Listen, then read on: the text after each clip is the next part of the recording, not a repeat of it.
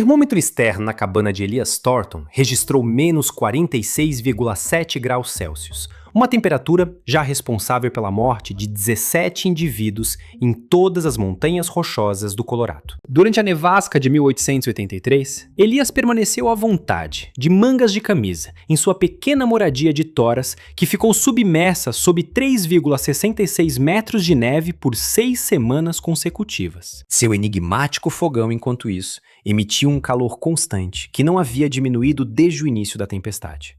Quando os socorristas finalmente escavaram seu caminho até a cabana em março, eles descobriram algo que desafiou todo o seu entendimento. Eles sabiam sobre a sobrevivência na fronteira.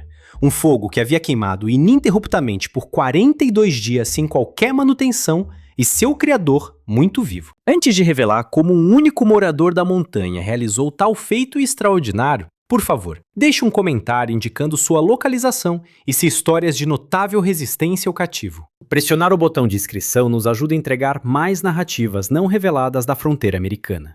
A nevasca que atingiu as montanhas rochosas do Colorado. Em 15 de janeiro de 1883, começou como uma vasta extensão branca varrendo os cumes das montanhas a 96,56 km/h. Os meteorologistas a categorizariam posteriormente como a tempestade de inverno mais letal a atingir o centro das montanhas rochosas durante o século XIX. Quando sua duração de 6 semanas terminou, comunidades inteiras haviam desaparecido sob a neve, e o número de mortos em todo o Colorado, Wyoming e Montana ultrapassou 200 indivíduos.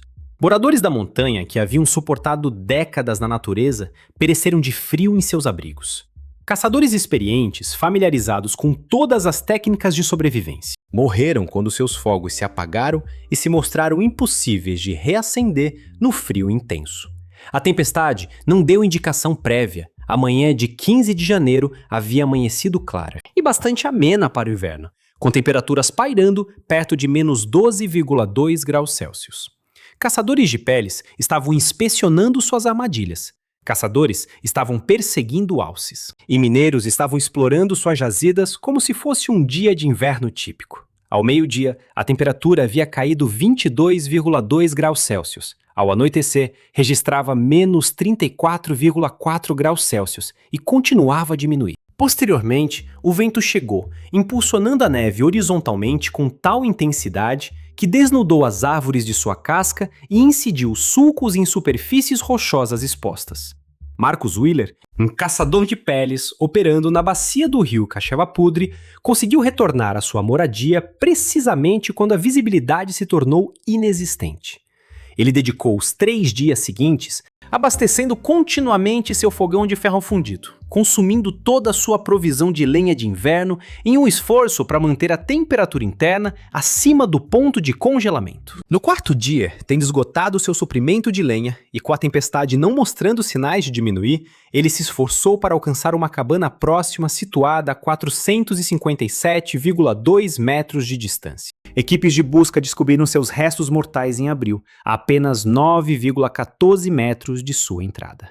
Narrativas comparáveis se desenrolaram por todas as montanhas. Os irmãos Hutchinson, montanhistas experientes que haviam caçado nas rochosas por 15 anos, pereceram quando o cano de sua chaminé ficou obstruído com gelo, enchendo sua cabana de fumaça.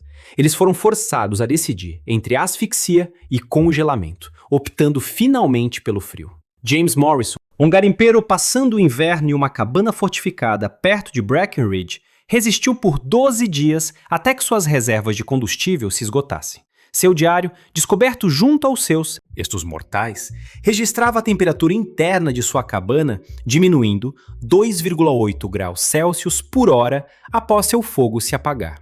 A severidade da tempestade tornou todas as técnicas de sobrevivência convencionais ineficazes. Mesmo a tecnologia de aquecimento mais avançada, acessível aos habitantes da fronteira, os fogões de ferro fundido padrão mostrou-se incapaz de sustentar a combustão no frio intenso. O metal transferia eficientemente o frio, bem como o calor, exigindo combustível contínuo para preservar qualquer calor. Os fogos apagavam-se quando os homens dormiam ou quando seu suprimento de lenha diminuía. Aventurar-se ao ar livre para os seus depósitos de lenha tornou-se uma tarefa mortal para inúmeros indivíduos. O vento esporava a cada fresta na estrutura da cabana, forçando a neve através das aberturas. Essas frestas pareciam perfeitamente vedadas em condições normais.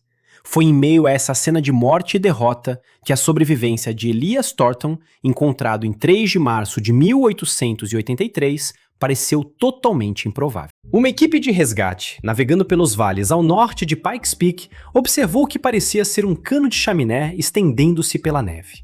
O grupo de busca passou 4 horas escavando em direção ao que presumiam ser outro local de sepultamento, tendo já encontrado 11 cadáveres congelados em situações comparáveis. Cabanas cobertas de neve por todo o vale.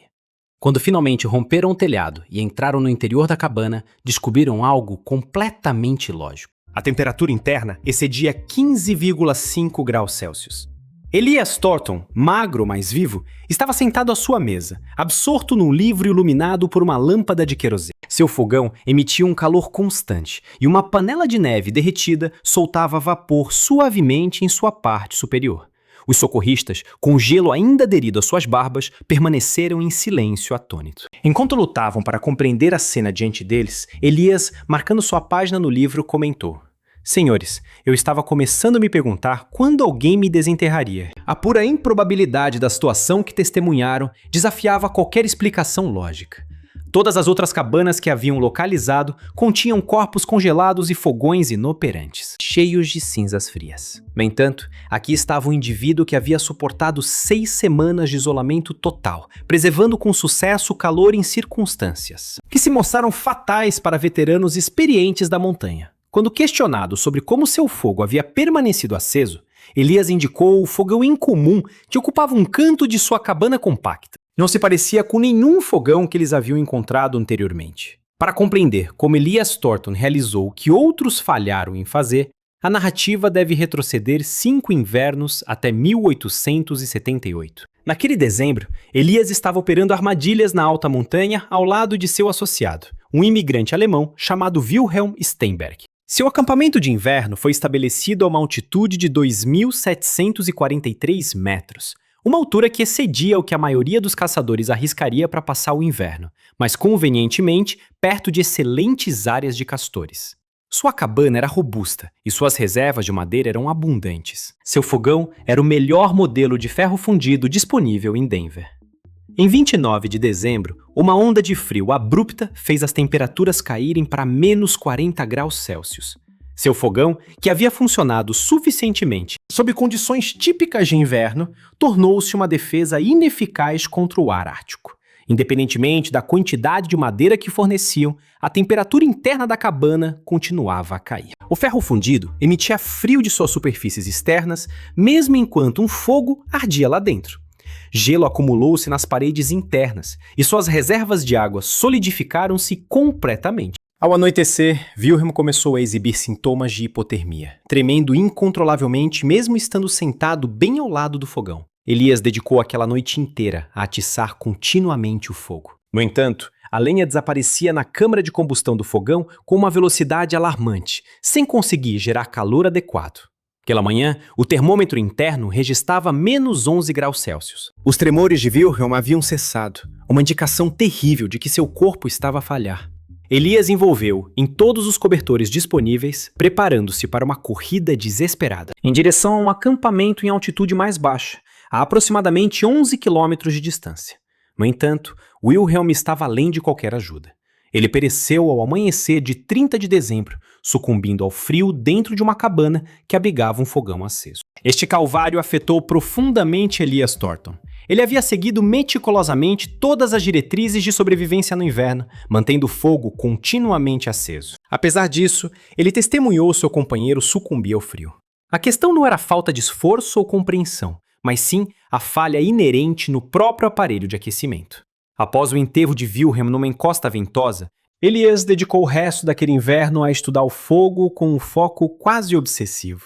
Ele documentou meticulosamente as taxas de combustão, a produção térmica e a quantidade de combustível consumido. Enquanto outros caçadores viam isso como um mero essencial, Elias percebia um sistema fundamentalmente falho.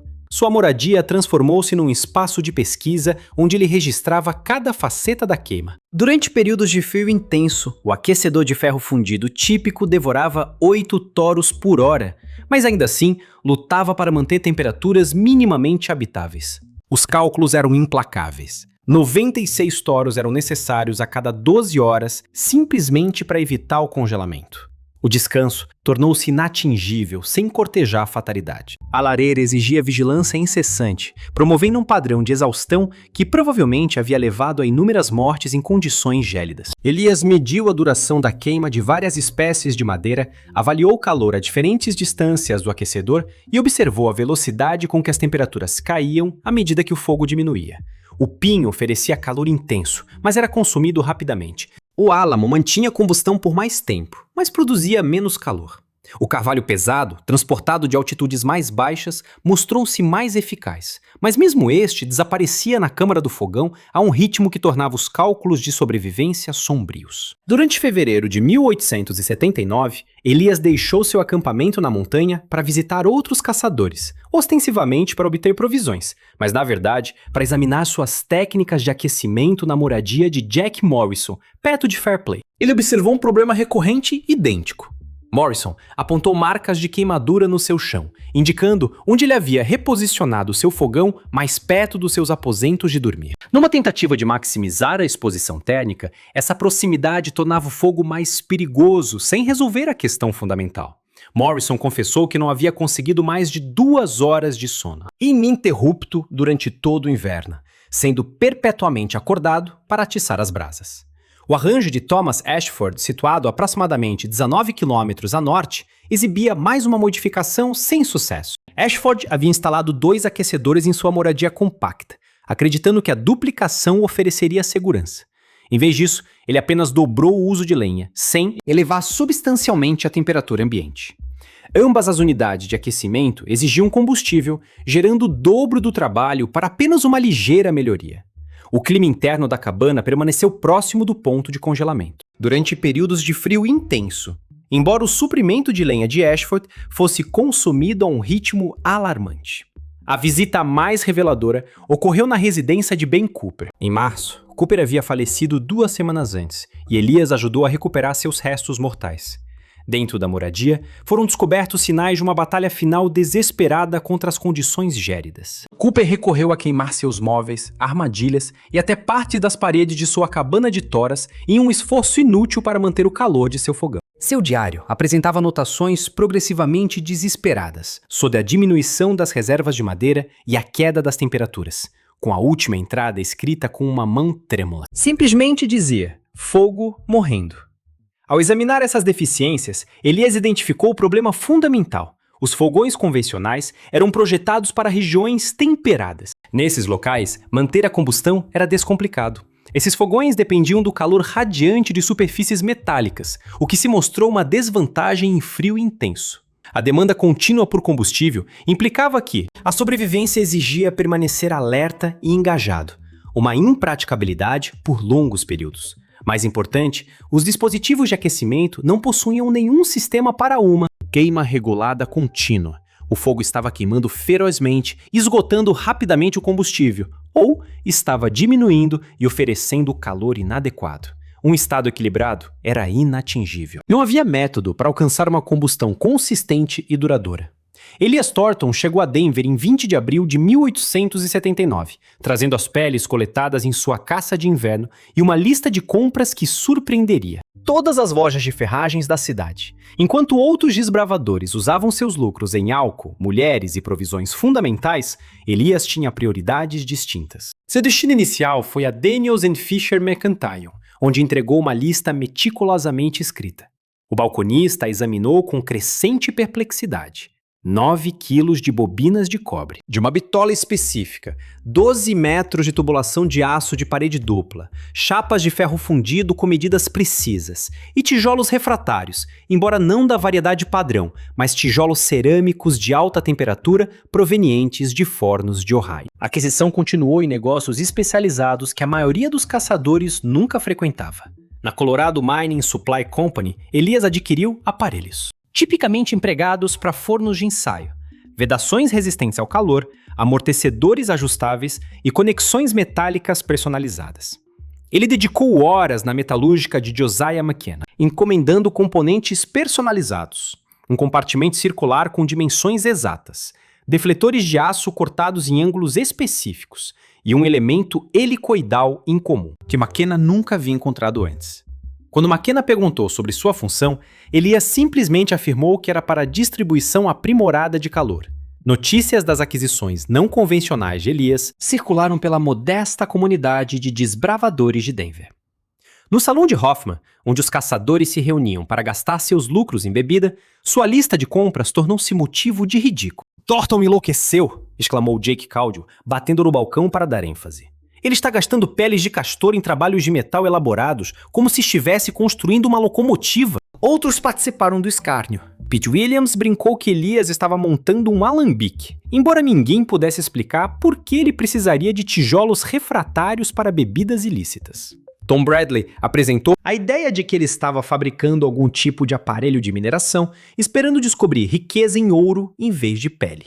A aquisição mais cara veio da Denver Cast Iron Works, uma caixa de fogo especialmente forjada, apresentando paredes duplas e pontos de conexão usinados com precisão. Este único componente sozinho excedeu os ganhos da maioria dos caçadores em uma temporada inteira. Os artesãos da fundição nunca haviam produzido algo tão comparável. Elias forneceu esquemas elaborados descrevendo um compartimento aninhado dentro de outro, com condutas estendendo-se entre eles. Seguindo um padrão desnecessariamente intrincado, ele supervisionou pessoalmente a fundição, verificando as dimensões com paquímetros que havia adquirido unicamente para esta tarefa. Além dos componentes metálicos, Elias adquiriu itens que pareciam não ter relação com aquecimento ou caça. Um mecanismo de relógio de um relojoeiro e molas comumente encontradas em aparelhos ferroviários. Janelas de observação de vidro, destinadas a geradores de vapor industriais, e isolamento feito de fibras cerâmicas que haviam sido recentemente fornecidas por fabricantes do Oriente. Cada aquisição foi precisa, calculada e pré-arranjada. Ele documentou cada transação em um diário encadernado em couro, ilustrando nas margens como os componentes se encaixariam. O diário estava repleto de cálculos sobre circulação de ar e preservação térmica. Quando Elias preparou seus animais de carga para a expedição de volta às terras altas, ele havia gasto quase todo o dinheiro de seu trabalho durante os meses mais frios. Companheiros caçadores o observavam prender a carga peculiar, balançando a cabeça em desaprovação pela extravagância. Mas Elias possuía uma perspicácia que eles não conseguiam perceber. Um sistema térmico capaz de operação contínua, autorregulação e que exigia muito pouca manutenção.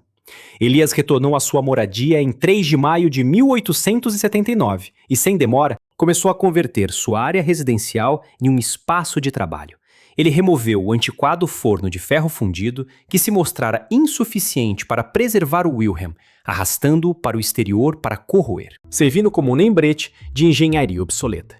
Em seu lugar, ele construiu uma base de tijolos refratários, cimentada com argila termicamente resistente, que ele havia combinado com areia de leito de riacho. A fundação estendia-se por 0,9 metros quadrados, excedendo as dimensões de qualquer pedestal de forno típico, formando um pedestal capaz de suportar um dispositivo sem igual. Para aquecimento na fronteira, a montagem começou com uma câmara de combustão sob medida, de parede dupla. Em contraste com fornos convencionais onde as chamas tocavam diretamente o metal, o projeto de Elias incorporava uma cavidade de ar situada entre os painéis interno e externo. Ele perfurou aberturas precisas no painel interno, inclinadas para cima para gerar configurações de circulação específicas. O vazio entre os painéis reteria o ar aquecido, formando uma camada isolante que impedia o exterior de emitir fio.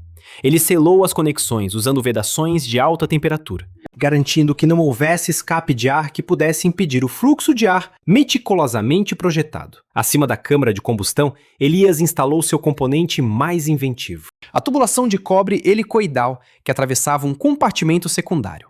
O ar resfriado entraria na base, passaria pela hélice aquecida e sairia intensamente aquecido no ápice. Os princípios físicos subjacentes foram derivados de trocadores térmicos industriais, mas sua implementação foi inteiramente sua própria criação. Ele soldou cuidadosamente cada conexão, ciente de que qualquer mau funcionamento dentro da tubulação incapacitaria todo o aparelho.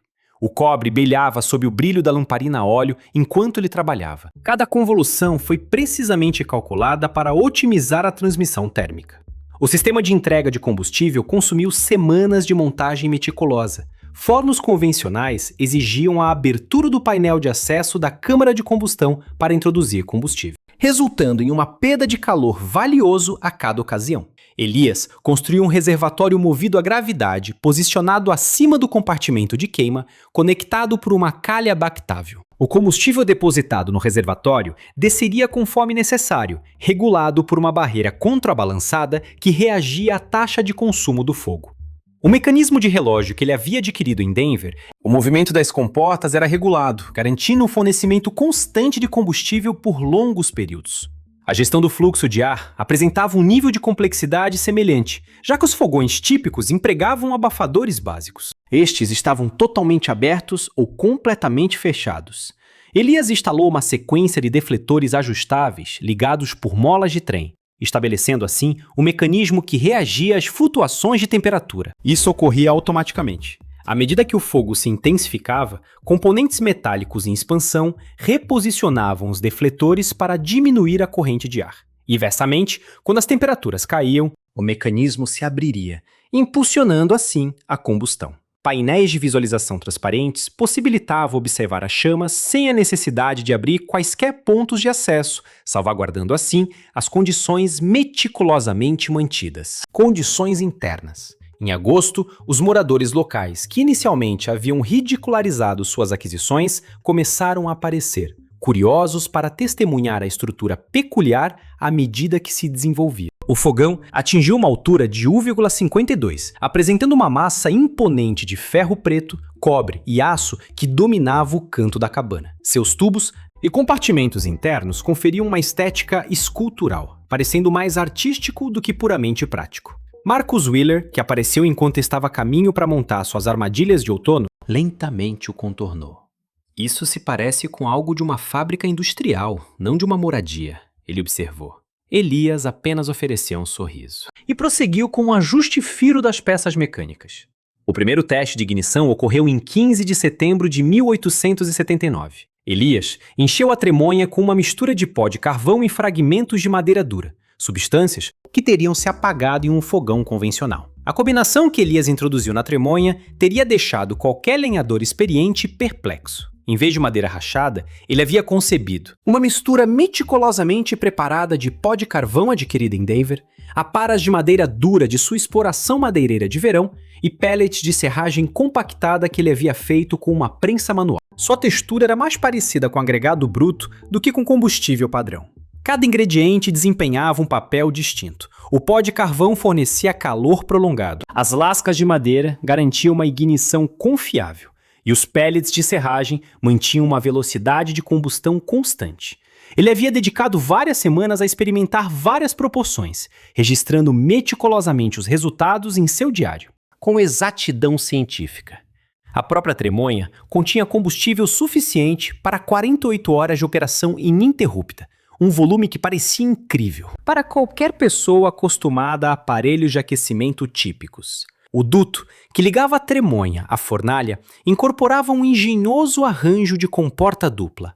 A comporta principal, regulada pelo mecanismo de relógio, abria-se periodicamente para dispensar quantidades precisas de combustível.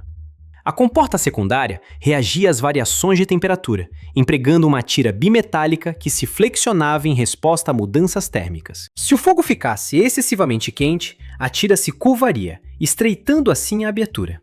Inversamente, se as temperaturas diminuíssem, ela se endireitaria, permitindo que um volume maior de combustível descesse. Testes iniciais de combustão demonstraram a sofisticação do sistema de circulação de ar autorregulável. O ar primário para a combustão entrava por aberturas ajustáveis na base da fornalha, controlado pelos defletores acionados por mola.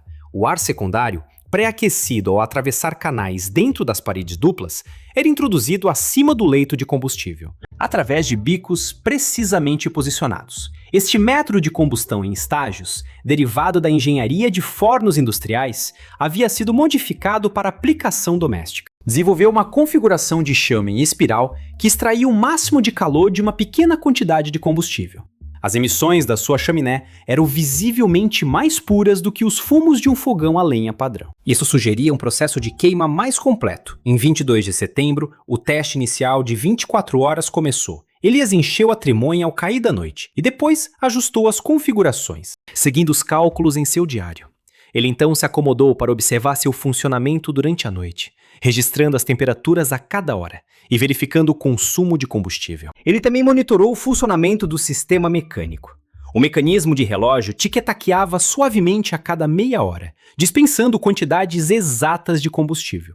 A temperatura interna de sua moradia permaneceu constante, em 18,3 graus Celsius, mesmo enquanto a temperatura externa caía para menos 5,6 graus Celsius. Mais notavelmente, ele não havia interagido com o fogão desde sua ignição inicial. A chegada da alvorada confirmou seus esforços. O fogo continuou a queimar consistentemente. O reservatório de combustível indicava que 3/4 de sua capacidade permaneciam, e a moradia mantinha temperaturas agradáveis, sem qualquer interferência manual. No entanto, Elias não se contentava com uma simples conquista. Ele dedicou as semanas seguintes a aperfeiçoar o aparelho, modificando a tensão das molas. Ele também alterou as inclinações das comportas e testou várias misturas de combustível para diversas condições atmosféricas. Ele descobriu que a incorporação de resina de pinho pulverizada, resina de pinho na mistura, produzia uma combustão mais intensa para períodos excepcionalmente frios, enquanto elevar a proporção de serragem oferecia um calor mais suave para dias temperados. O verdadeiro teste ocorreu em novembro, em meio a uma tempestade de inverno precoce. As temperaturas caíram para menos 26,1 graus Celsius, circunstâncias que normalmente exigiriam supervisão contínua, como uma parede de aquecimento convencional. A configuração de Elias adaptou-se automaticamente, aumentando tanto a entrega de combustível quanto a entrada de ar para preservar o aconchego interno. Ele dormiu profundamente durante toda a noite, acordando para descobrir o fogo queimando precisamente como o havia deixado. O que antes era considerado impossível, agora se tornara comum. O fogo autorregulável. O inverno de 1882 começou com intensidade extraordinária, marcando o teste autêntico inicial para o inovador aparelho de aquecimento de Elias. Em 2 de dezembro, as temperaturas caíram para menos 37,2 graus Celsius, acompanhadas por ventos que empurraram a temperatura percebida ainda mais para baixo. Por todas as montanhas rochosas do Colorado, caçadores se reuniam perto de seus fogões, consumindo suas provisões de lenha a um ritmo alarmante. No entanto, dentro da moradia de Elias Thornton, um evento sem precedentes estava se desenrolando, enquanto outros lutavam apenas para suportar. Elias seguiu sua rotina habitual, inspecionando armadilhas durante o dia e retornando a um refúgio confiavelmente quente. Notícias de seu conforto durante a intensa onda de frio espalharam-se pelos canais de comunicação não oficiais que ligavam os habitantes isolados da montanha. Jake Caudill, que anteriormente havia ridicularizado as aquisições de Elias em Denver, chegou à cabana em 15 de dezembro, tendo ouvido sussurros sobre o fogão autoabastecido. Ele entrou para descobrir Elias consertando armadilhas, vestido apenas com uma camisa. A temperatura interna era de confortáveis 20 graus Celsius. Caudill permaneceu em completo silêncio, com o gelo ainda derretendo de sua barba, tentando conciliar o calor, com sua própria dura provação de manter fogos acesos nas semanas anteriores. "Mostre-me como funciona", Caudill finalmente o proferiu, sua descrença se desfazendo. Diante de uma facilidade inegável, Elias exibiu o aparelho com satisfação contida, ilustrando como a mistura de combustível do funil era dispensada em intervalos consistentes. Ele explicou como as válvulas automáticas reagiam às mudanças térmicas, como a estrutura de dupla camada conservava o calor e como a rede de tubos de cobre o disseminava uniformemente. Em toda a área, Caudill observou o mecanismo de temporização iniciar uma descarga de combustível, testemunhando as chamas se intensificarem em resposta. Posteriormente, ele notou as aberturas autorreguláveis modificando sua posição para manter a eficiência máxima de queima. Toda essa progressão se desenrolava autonomamente, uma coreografia mecânica precisa de ação e consequência. À medida que a notícia circulava, mais convidados chegavam. Thomas Ashford descartou sua configuração mal-sucedida de forno duplo para examinar a criação de Elias. O irmão de Ben Cooper, Eugene, viajou aproximadamente 97 quilômetros em circunstâncias desafiadoras. O propósito específico deles era ver a unidade de aquecimento que não exigia supervisão noturna. Cada convidado chegou com reservas, mas partiu convencido após avaliar a entrada de energia versus a produção térmica. Eles descobriram proporções que pareciam inatingíveis. Enquanto seus próprios aquecedores consumiam aproximadamente 3,6 metros cúbicos de madeira semanalmente durante as rigorosas condições de inverno, o aparelho de Elias utilizava menos da metade dessa quantidade. Da mistura de combustível, tudo isso enquanto mantinha temperaturas elevadas. Os detalhes de engenharia cativaram indivíduos com aptidão mecânica. O processo de queima sequencial gerou um azul celeste e uma chama branca que tremeluzia acima da câmara de combustão, recuperando energia térmica comumente dissipada através das chaminés. A fornalha termicamente isolada preservava o calor por várias horas, mesmo na ausência de suprimento adicional de combustível. Isso oferecia uma margem de segurança sem precedentes em construções convencionais.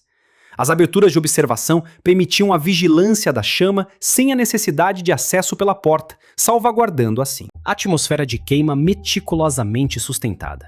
Cada parte constituinte funcionava coesivamente, forjando um aparelho superior aos seus elementos individuais. No primeiro mês de 1883, um grupo de 12 caçadores de peles havia se esforçado para duplicar o projeto de Elias, experimentando resultados diversos. Alguns alcançaram imitações rudimentares, utilizando substâncias recuperadas, atingindo durações operacionais estendidas, embora sem controle autônomo genuíno. Outros indivíduos encomendaram peças de oficinas metalúrgicas em Denver, esforçando-se para atender aos requisitos exatos de Elias. Contudo, a maioria era deficiente tanto na compreensão de engenharia quanto na perseverança necessária para uma fabricação meticulosa. Embora tenham alcançado melhorias em relação às unidades de aquecimento convencionais, não atingiram a eficácia inovadora do modelo inicial. A tempestade iminente ilustraria em breve a distinção crítica que separa o satisfatório do extraordinário. O dia 15 de janeiro de 1883 começou com uma tranquilidade inquietante que os montanheses experientes identificavam como o mundo natural em estado de antecipação. Às 10 da manhã, a pressão atmosférica havia caído tão bruscamente que Elias sentiu um estalo dos ouvidos dentro de sua moradia. Ele olhou pela sua janela para observar uma massa escura avançando sobre os cumes das montanhas, engolindo montanhas consecutivamente, semelhante a alguma criatura lendária. Ele provavelmente tinha meia hora para se preparar, agindo com uma eficácia bem ensaiada. Ele reabasteceu seu reservatório de combustível com a mistura, encheu todos os recipientes de água do riacho e posicionou provisões adicionais convenientemente. A tempestade desceu com uma intensidade que superava a descrição verbal. Rajadas que superavam 129 km por hora impulsionaram a neve horizontalmente, gerando condições imediatas de visibilidade zero.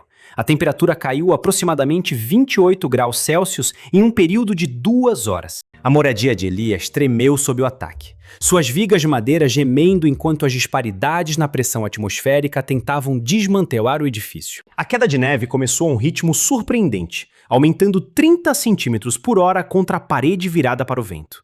Em 6 horas, os montes de neve tinham obscurecido as suas janelas, e após 12 horas, apenas a chaminé ainda era visível acima da neve. Lá dentro, o fogão de Elias mantinha sua operação constante e mecânica, aparentemente alheio ao desastre externo. O mecanismo do relógio tic-taqueava. O combustível caía, as chamas tremeluziam e os reguladores controlavam o sistema.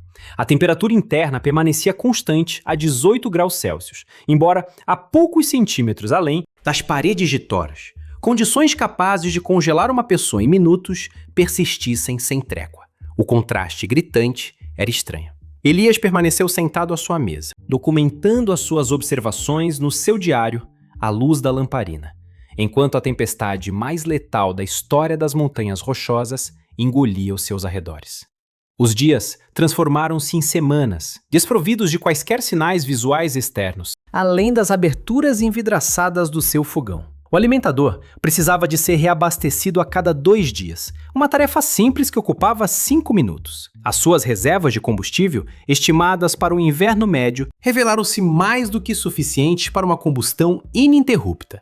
Os componentes mecânicos funcionavam sem falhas, com molas, comportas e reguladores mantendo o seu desempenho coordenado. Enquanto outros habitantes das montanhas lutavam desesperadamente contra o frio, exaustos a tentar manter fogueiras insuficientes acesas, Elias ocupava-se a ler, a fazer a manutenção do seu equipamento e desfrutava de noites de sono completas e ininterruptas. A tensão mental, no entanto, superava a física. Estar completamente soterrado levava a uma falta de estímulos sensoriais, o que teria levado muitos indivíduos à loucura.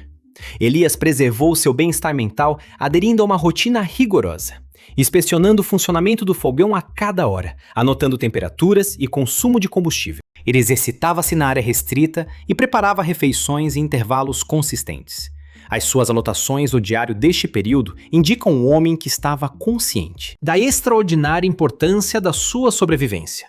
Uma entrada para o dia 23 afirma: o fogão continua a funcionar perfeitamente. Estimo que 2,4 metros de neve estejam agora acima do telhado. Com base nas alterações na tiragem da chaminé, a temperatura interior mantém-se agradável. As reservas de combustível estão aproximadamente a 60%. Fevereiro passou para março sem qualquer cessação do seu soterramento. Elias desconhecia que a tempestade de facto tinha terminado após 8 dias e que as semanas subsequentes de soterramento resultaram da neve acumulada, em vez de queda de neve contínua. Ele simplesmente aderiu à sua rotina estabelecida, depositando a sua confiança no design mecânico impecável do seu aparelho de aquecimento. O fogão, que outros tinham ridicularizado como excessivamente complexo, tinha se transformado no seu único meio de sobrevivência, funcionando sem interrupção por 42 dias, proporcionando calor enquanto o inverno ceifava vidas. Nas Montanhas Rochosas, a equipa de resgate que rompeu o telhado de Elias em 3 de março de 1883 era composta por Marcus Wheeler, que anteriormente tinha desconsiderado o fogão em comum como desnecessariamente intrincado. Wheeler, subsequentemente, relatou o evento a um jornal de Denver. Antecipávamos descobrir outro indivíduo falecido. No entanto, descobrimos Thornton vivo e absorto na leitura à luz da lamparina, tão quente como um dia de verão dentro de casa, enquanto nós estávamos meio congelados pelos nossos esforços de escavação. O seu fogão ainda estava aceso, como se ele o tivesse acendido naquela mesma manhã, apesar de ele ter estado soterrado por 6 semanas. Nunca testemunhei nada comparável, nem antes, nem depois. A notícia da sobrevivência de Elias se espalhou mais rapidamente do que uma avalanche.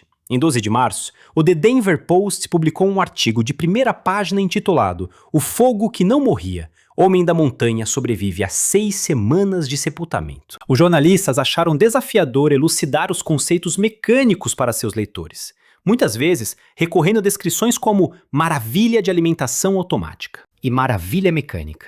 No entanto, nas regiões montanhosas, onde permanecer vivo era primordial em relação aos relatos jornalísticos, os caçadores de peles compreenderam plenamente a realização de Elias. Ele havia resolvido a questão central que ceifava vidas. A cada inverno, Elias reagia ao interesse público com sua abordagem pragmática típica, optando por não explorar sua recém-descoberta fama, nem buscar salvaguardas de patente. Em vez disso, ele acolheu qualquer pessoa interessada em examinar o projeto em sua moradia durante a primavera e o verão de 1883. Um fluxo contínuo de visitantes apareceu. Ele forneceu plantas abrangentes, elucidou metodologias de construção e divulgou suas fórmulas de mistura de combustível. Quando questionado sobre seu fracasso em lucrar com sua criação, a resposta direta de Elias foi: "Wilhelm pereceu porque nosso dispositivo de aquecimento era inadequado. Se este projeto em particular preservar outras vidas, isso serve como recompensa suficiente." Na estação do outono, iterações adaptadas do fogão Thornton começaram a surgir por todas as montanhas rochosas do Colorado.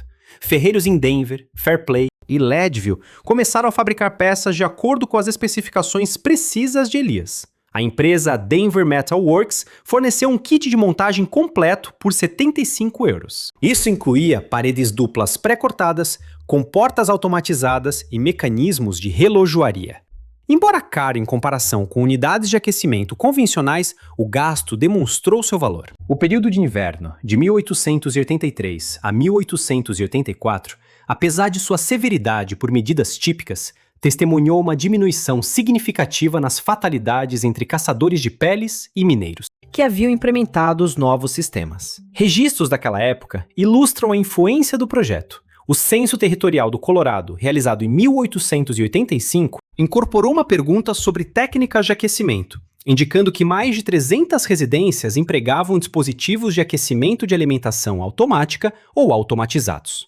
Empresas de mineração funcionando em altitudes consideráveis começaram a instalar modelos industriais em seus dormitórios. A Consolidated Silver Company documentou uma diminuição de 40% no uso de madeira durante o inverno após a adoção do sistema de aquecimento Thornton Design. Crucialmente, eles não registraram fatalidades induzidas pelo frio entre sua força de trabalho, um contraste gritante com a perda anual de 2 a 3 indivíduos anteriormente. Ao longo dos anos anteriores, o projeto progrediu à medida que vários artesãos introduziram melhorias. Alguns substituíram os componentes de relojoaria por reguladores hidrelétricos, que utilizavam processos de congelamento e descongelamento para gerenciar o fornecimento de combustível. Outros testaram diversas misturas de combustível adaptadas para recursos indígenas. No entanto, os princípios fundamentais, construção de camada dupla, combustão sequencial, alimentação automática e regulação sensível à temperatura, permaneceram inalterados. Em 1890, o que os habitantes da montanha chamavam de fogões Thornton havia se tornado equipamento essencial para qualquer pessoa seriamente preocupada em suportar as condições de inverno em altitudes superiores a 2.400 metros. Em 1997, um grupo de estudantes de engenharia da Colorado School of Mines desenterrou um fogão Thornton completo dentro de uma cabana abandonada perto de Mosquito Pass. O próprio edifício havia cedido parcialmente. Apesar de as paredes internas estarem expostas ao tempo por muitas décadas, o fogão continuou a funcionar. Após sua desmontagem para análise, princípios mecânicos foram descobertos. Esses princípios precederam aplicações industriais comparáveis em 3 décadas. A construção de parede dupla do fogão antecipou projetos contemporâneos de trocadores de calor e seu sistema de combustão em estágios. Espelhou padrões encontrados em fornos eficientes criados durante a Segunda Guerra Mundial. Além disso, o mecanismo de alimentação automatizado incorporou conceitos de controle de feedback que não seriam formalmente articulados. Até o início do século XX. A professora Margaret Chan, que dirigiu esta análise, divulgou descobertas que questionaram as crenças predominantes sobre a inovação na fronteira. Trabalhando independentemente com ferramentas rudimentares, Elias Thornton desenvolveu um sistema de aquecimento que atende ou supera os atuais padrões de eficiência. Sua metodologia empírica em termodinâmica, forjada através de observação cuidadosa e experimentação prática, produziu soluções que engenheiros qualificados descobririam posteriormente em ambientes de laboratório controlados. Isso não era meramente tecnologia primitiva refinada, representava uma inovação autêntica, surgindo da necessidade. Elias viveu uma vida modesta em meio às profundas mudanças que sua invenção iniciou. Ele deixou a região montanhosa em 1889, utilizando o dinheiro economizado de seus anos como caçador para adquirir uma fazenda modesta nas terras baixas de Wyoming. Ele se casou com Sarah Morrison, a irmã do caçador, que havia morrido durante a Grande Nevasca de 1891. Eles criaram 4 filhos, que percebiam o pai como um fazendeiro gentil, em vez do indivíduo que transformou o aquecimento na fronteira. Seu diário, legado à Biblioteca Pública de Denver após sua morte em 1912, retrata um homem mais focado na resolução de problemas do que na busca por reconhecimento. A última entrada, escrita 3 dias antes de sua morte, aos 71 anos, contempla seu impacto duradouro. Sarah perguntou se eu me arrependia de não ter patenteado o design do fogão, dada a sua ampla adoção, ele escreveu. No entanto, a cada inverno penso em homens dormindo aquecidos durante a noite, em vez de constantemente atiçar o fogo. Lembro-me de Wilhelm, que talvez pudesse ter sobrevivido com tecnologia superior. Isso tem um valor maior do que qualquer royalty de patente. A chama continua a queimar, passada de um construtor para outro. Isso é suficiente. Estimativas contemporâneas indicam que os fogões projetados por Thornton preservaram entre 200 e 300 vidas durante a Era da Fronteira, de 1883 até o início do século XX. Os princípios que ele estabeleceu impactaram a tecnologia de aquecimento em todo o oeste americano, desde as cabanas da Corrida do Ouro no Alasca até os assentamentos de mineração de alta altitude no Arizona. Historiadores da tecnologia frequentemente citam seu trabalho como um excelente exemplo de inovação na fronteira, prático, facilmente disseminado e originado da necessidade imediata em vez de conceitos teóricos. Atualmente, preservacionistas históricos mantêm 3 autênticos fogões Thornton em condições operacionais. Todo inverno, eles são acesos para demonstrações públicas. Os amortecedores mecânicos continuam a clicar ritmicamente, e as chamas ainda ondulam nos padrões que Elias meticulosamente calculou usando apenas lápis e papel. Os espectadores observam os sistemas automatizados em operação, admirando a engenharia sofisticada, e consistentemente fazem a mesma pergunta. Como um único indivíduo, trabalhando isoladamente, conseguiu conceber algo tão inovador? A explicação reside não no brilho, mas na exigência. Não na educação formal, mas na observação aguçada. E não na complexidade, mas na compreensão de princípios fundamentais.